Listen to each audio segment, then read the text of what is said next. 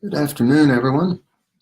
So I wanted to follow up on the post I made earlier, and had a lot of feedback, a lot of comments, a lot of interest in it, and just wanted to do a little bit of a follow up on it. So often, hey Michelle, how are you?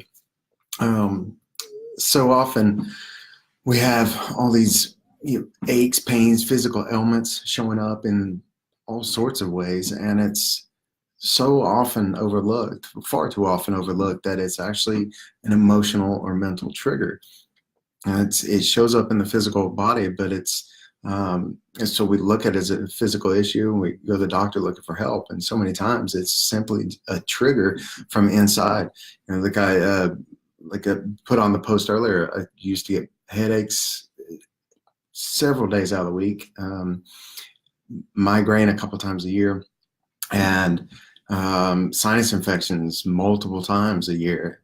And the funny thing was, when someone pointed it out to me, that it was me causing all this stuff, they pointed out, they're like, you realize right around the same date every year is when you get those sinus infections. We write things off like that as, oh, it's cold season or it's flu season. If it was just a seasonal thing, wouldn't everybody get it? And not everybody does. In fact, the only time I've ever had the flu in my life was when I actually got the flu shot to prevent it.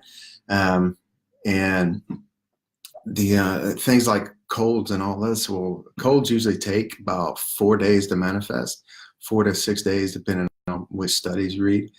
And so what you can do is go back when you have the cold or sniffles or something. Hey, Jennifer, how are you doing?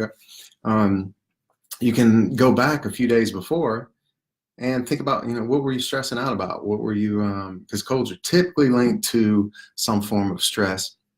Anyway, this isn't about diagnosing, it's just talking about it more. In the US, we actually hold the record worldwide for the most money spent towards like spinal issues, like back aches, neck aches, things like that, even showing up in the extremities, going to like the shoulder area and stuff, but all linked back to spine, whether it's chiropractic care or physical therapist or whatever. He did this study several years ago and discovered something quite interesting.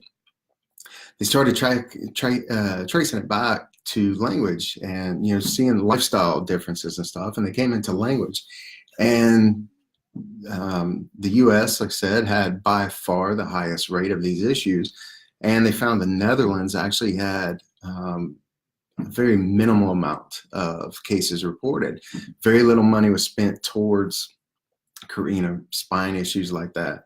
And they started looking again at the language of it, and they found the interesting thing was we also have here in the US the most language for saying things like, I'm carrying a heavy burden, I have the weight of the world on my shoulders, my job is a pain in the neck, this person is a thorn in my side, and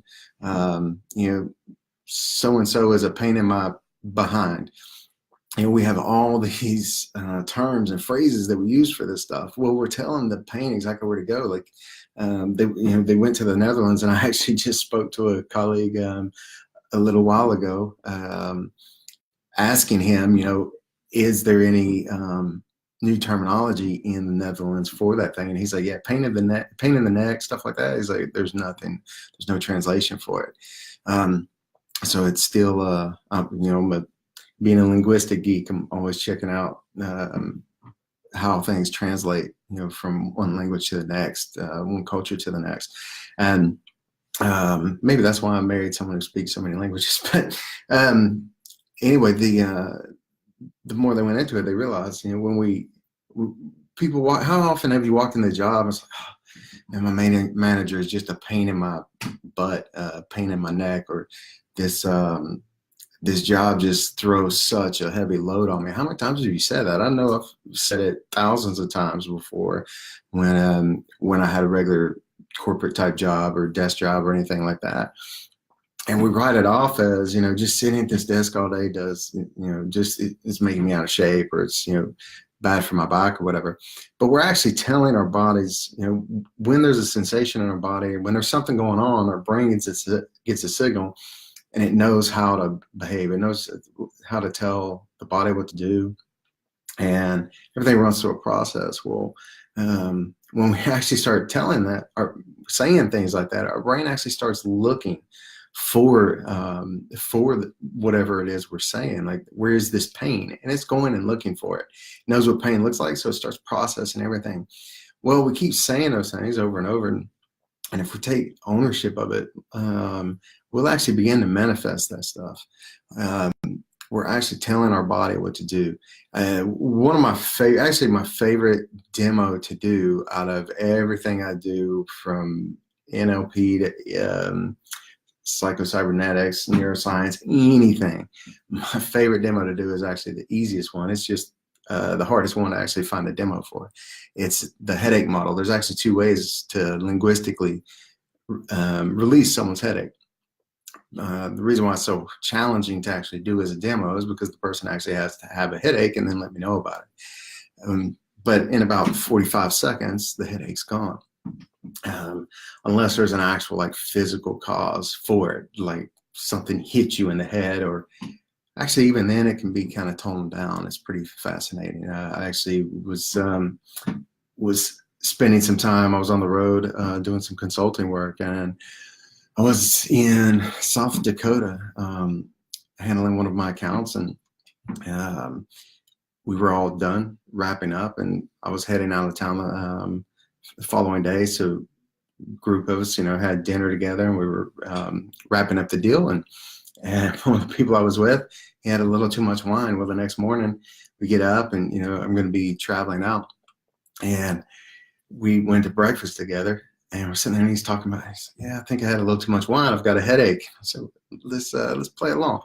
So I ran him through this process in about 30, 45 seconds, and it faded the headache even from the hangover. So it's still possible, because here's the thing. We get these sensations throughout our body, or like the headache. Hey, Bruce, how's it going, buddy? We get a sensation in our head, and we say, oh, I have a headache. So we just told our whole head what to do. We just gave it a command for our entire head to ache for this one little bitty sensation. Well, it doesn't take long for that to spread, and especially, the brain is in the head, so it works even faster.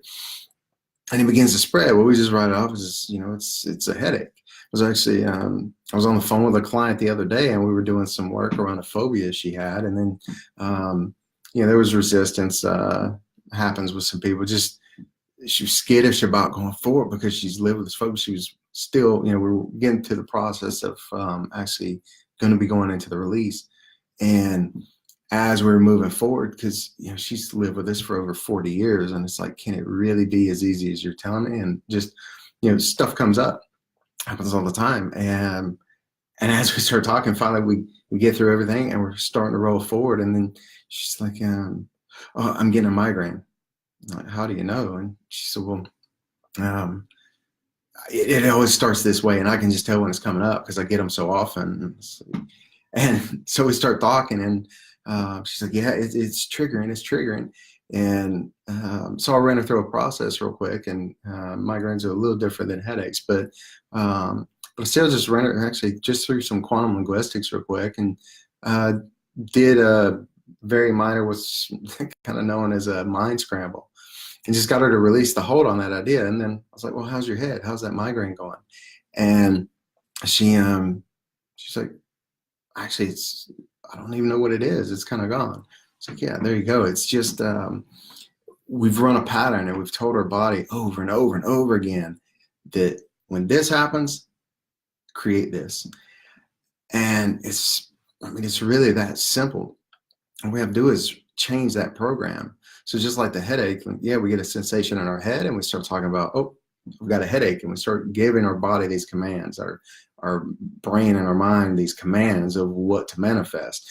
And, any of you that's been around me at all has heard me say at one point or another, there's the unconscious mind, one of the prime directives, one of the drivers of it is a highly moral being. And what that means is it's not going to allow you, its master, to be a liar. So you say something enough, whether it's true or not, it's going to happen. And that's exactly where like law of attraction and all of that comes from. And that's why goal setting in a certain language pattern is very important. Because if you say it correctly, your unconscious mind will begin making you go after it, whether you realize it or not consciously. So the same thing happens with negative stuff. So that's why we need to be very aware of the language we use. And so with this headache, you know, get a sensation. Oh, I have a headache. Well, what it starts to do is expanding. Well, what I do with the linguistic pattern is just simply compartmentalize it, bring it down to a small sensation again, and then actually explain to them what happened, and it usually just disappears. And like I say, it takes less than a minute. I've never actually timed it fully. I need to, but I just love watching people's heads of, for one, like, what in the world are you talking about? And then all of a sudden check in with them and the headache's gone. There's actually a second way to do it, but the linguistic way is always the most fun. But the second way is just typically you walk their awareness of the headache outside of themselves. And that sounds probably a little weird, but it's checking in. It's like, well, how does this feel about your headache? And you just bring the awareness out, and you're actually anchoring the headache outside of them, and it releases again in a minute or so. It's ridiculously simple and ridiculously awesome. Like I say, out of all the cool stuff I've done, all the phobia releases and allergy releases and all that, the most fun one is this headache thing, because it's just so simple, and to watch people's amazement as it happens, and they can actually feel the headache dissipate.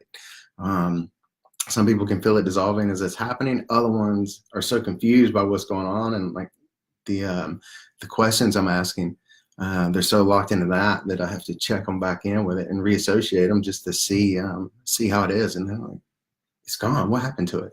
And then always tell them, you know, don't go looking for it, because our minds are going to find exactly what we're looking for. You know, the prophecies and scripture and all kinds of stuff has said that since the beginning of time. We're going to find exactly what we're looking for. So that's what all of this is. These physical ailments that show up in the body, more times than not. Actually, I'll be a little bold and say it's actually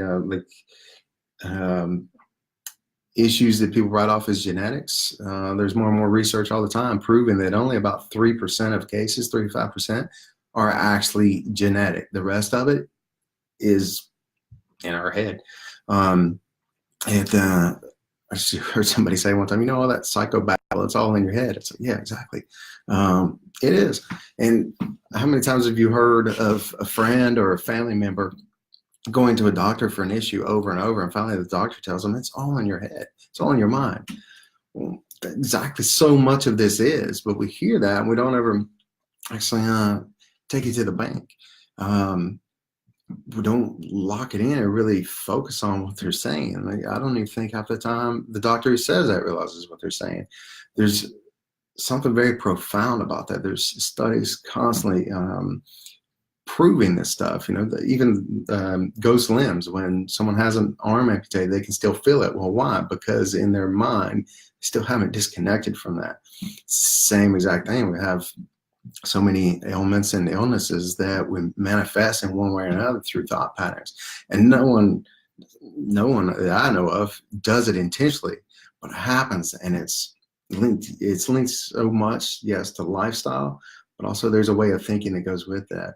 And the stuff that we write off as genetics, so often, more times than not, it's not true genetics just because we were born into a particular bloodline or household or whatever. It's that we model those people growing up. We model their habits, their language patterns, and it all affects every one of us a little bit differently. But I actually have a friend I've known for several years, and she's adopted, and she has 3 siblings that were not adopted, and she has the same exact genetic medical conditions as her parents. Why? She's not related to them. So if it was genetics, like we think about genetics, she'd be fine. She'd have her own stuff, her own issues. But she looks a lot like them as far as like body type and things like that. and her mannerisms are the same. It's because that's the way she's been programmed. She's lived with them. And then as she grew up, and she knew from day one she was adopted, so she had so much love for these people who saved her that she modeled them even more because she wanted to be like them. She wanted to be loved by them and let them know that she loves and respects them. So it made it even more. So now, and you can actually compare medical records from her parents and her, and it's almost to a T. Like the same ages they had, different things show up. She's had them, and more so than her siblings, who are actually the blood relatives of their parents. And they show some typical genetic stuff. Like son has some issues that the mom has, but doesn't have all the same stuff the dad has, and vice versa with the other sibling. Yet my friend who was adopted into that wanted so much, growing up understandably, to connect with these people who took her in when she had nowhere to go and wasn't being adopted, and actually manifested the exact same stuff that both of them have, both parents have. And there's cases like that all the time. It's just, I actually personally witnessed one. And it's fascinating. It's sad that that's how it shows up, but also it's quite fascinating. And it can easily be released, but we just have to, like everything, we just have to be aware of it and believe that it can be released. But it's just so easy to write things off as, oh, my back just hurts because I'm old now. I'm over 50, and that's just what happens. And I was born into this family, so I just have this condition. People in my family are just heavy, or people in my family have heart disease. Not always. Nope, not nearly as much. It's more about the thought process, the emotional state we run ourselves into, because we're under so much stress that triggers so much. Like, do this so often in presentations and things. Just take your fist, ball it up as tight as you can, and see how long it takes to hurt. It takes about 3 seconds, and it really starts to ache, and then hold it even longer. And you can't, like, your hand just starts hurting so bad, and you feel all the pain. Well, that's what our bodies are under constantly. We bring our shoulders and neck area, upper back. That is where so much this weight of the world that we carry, this burden on our shoulders we carry, that's exactly where we store all of that. And again, I say, in the United States, where we have the most language and phrases for it, we have more issues than anyone else, and more spinal issues and stress-related type health issues, because so much of our language is talking about it. I don't remember the exact numbers now. I could look them on my phone, but I don't want to sit here on this live just wasting time scrolling through my notes. But there was a study. We have 3,400 phrases for negative feelings, and we only have, and this was actually back in the 90s. It's grown exponentially since then. It's just the one I remember because it's one of the first ones I ever learned. So we have over 3,400 for negative states, negative emotions, negative feelings, and only 360 something for positive states, positive feelings that we're going through, expressions of gratitude, things like that. So that shows you, like, we have designed ourselves to have these ailments. And if your body's constantly under this physical stress, if you're constantly in this emotion or mental state of, I hate this place, I hate this job, it's such a pain to be here. You say that enough times, and when we're in that emotional state, that much tension, our body listens even more, our mind listens even more. People in law of attraction will say the universe listens even more. And so it's going to bring you exactly what you're asking for. You're telling your mind under a high emotional state what to produce. Well, you keep telling it about this pain you're feeling, or this pain that your job is, or your spouse is, or your kids are, and you're going to start manifesting that pain. It's like, I had a mountain bike accident a few years ago, broke my wrist, had to get reconstructive surgery on my arm, had a spinal injury, hip injury, neck, and both shoulders. And from that, like, I was focusing on the wrist, and the injury was forcing me. Oscar Branding, welcome. How are you? Thank you so much for joining. The injury, I was in coaching, but I was also still doing a lot of consulting and catastrophe management. And the injury actually was going to force my hand on doing what I've been talking about doing for a couple of years. So a lot of law of attraction people say that I completely manifested it. And so I was, there was some stress there because I had that comfort of that, the golden handcuffs of that nice cushy position where I was able to work my own schedule, worked a couple months out of the year, made really good money, and traveled all over the globe. And I was going to have to leave that to go full time into coaching and speaking. So I was thinking about all that, and then also just the stress of knowing, how much my fitness was falling back because I couldn't work out because I was on bed rest for a couple of weeks and all this stuff. So, I'm human. I fell into that pity party for a little bit. And the whole time I'm thinking about my wrist, like, man, am I going to get everything back? Am I going to be able to box again? And am I going to be able to rock climb? Am I going to be able to ride a mountain bike again? All this stuff. And, excuse me. And I couldn't even pick up my kids with that hand. So there was a whole lot of emotion going on during that. So I just would stare at it, knowing what I was doing because I knew all this at the time. And still, I had aches and pains way after that wrist had healed up. And to this day, when certain things around those areas get triggered, if I don't feel like I'm spending enough time with my kids, my wrist will start aching, and I have to actually go in and kind of release that. It hasn't happened in a while, but I had to actually go and release it. Like, I'd been checked out, been told so many times, wrist is great. It's as strong as it's ever been. I'd even gone and worked out with people and with specialized trainers and stuff, and people that, training partners I'd known before. Like, wrist is great. I had thrown so many shots at a heavy bag and sparred with people, knew it was fine, consciously knew it, but I hadn't released the emotion underneath. So anytime I went to push myself to another level, it would give out. Or if things got a little stressful, or I was a little aggravated, I wasn't in the right state, it would just collapse. Literally, I dropped weight on my chest a couple times before trying to do a bench press with it, and it was my warm up. It was like half of what my max was, but it was the state I was in. It was the thoughts I was going through at the time. So I had to check myself. I had to get back in alignment with everything, get everything congruent, and do the release work, and own up to the fact I had stored it there. Once I did, I got probably a good 30% mobility, enhanced mobility in my wrist, where it had been locked up forever. Even the best surgeon around Charlotte area had told me, and actually the best surgeon in Tahoe where they did the surgery, and both told me I wouldn't even have 50% movement back in it because the damage was so severe.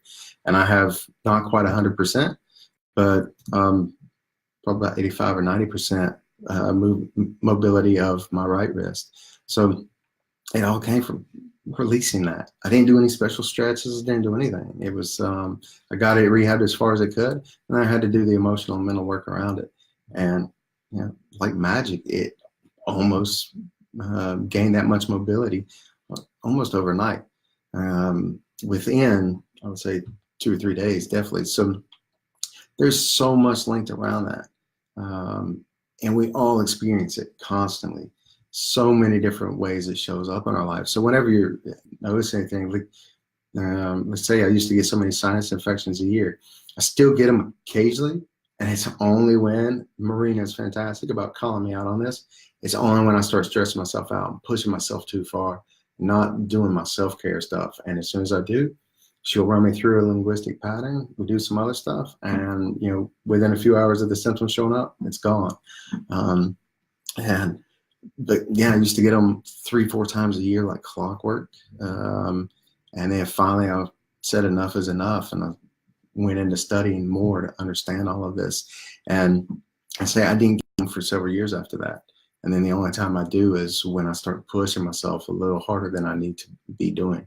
And again, I'm a very driven, very motivated person. So it's far too easy for me to let some of my self-care stuff go. I'll work out all the time, do my high intensity workouts, but when it comes to my meditation and yoga, I'll say it's hard for me to take that time to relax. It's not hard, it's a challenge. I choose to allow it to be hard. So, Marina has to keep me in check on that. And whenever I'm in check on my self-care, I'm good to go. But anyway, thank you guys, everyone, for joining, and all the feedback from the post this morning, all the other posts. And if you have any more questions or anything like this you need some help or guidance with, feel free to reach out. You know how to get a hold of me. And till next time, have a great